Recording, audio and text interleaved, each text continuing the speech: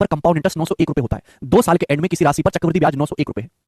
उसी अवधि के लिए, उसी अवधि मतलब 2 साल के लिए उसी राशि पर सिंपल इंटरेस्ट 850 रुपए, उसी राशि पर 2 साल का जो सिंपल इंटरेस्ट है वो 850 रुपए है 2 साल का।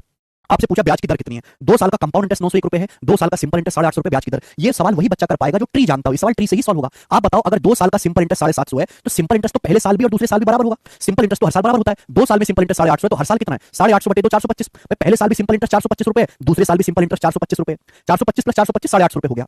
अच्छा, कंपाउंड इंटरेस्ट कितना है, 901 रुपए। कंपाउंड इंटरेस्ट सिंपल इंटरेस्ट से कितना ज्यादा है, ये जो कंपाउंड इंटरेस्ट है ये सिंपल इंटरेस्ट से कितना ज्यादा है, 51 रुपए। यानी कि 2 साल की सीआई और 2 साल के एसआई का डिफरेंस 51 रुपए है।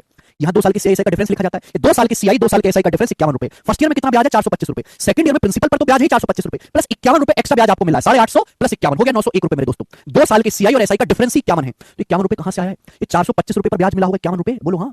425 रुपए पर ही तो 51 रुपए ब्याज मिला होगा, ये 425 रुपए पर ही तो ब्याज मिला होगा मेरे दोस्तों 51 रुपए। आप बोलोगे हाँ जी सर बिल्कुल सही। परसेंटेज में कितना आ गया, इंटू 100%। यहां तक किसी को कोई परेशानी नहीं। 25 चौका 100, 25 एकम 25, 17 25 7 175, 17 51 यानी कि 12%। 3 चौक 12% पर एनम ब्याज की दर है और यही सवाल का आंसर भी आएगा बी ऑप्शन। ठीक है ना।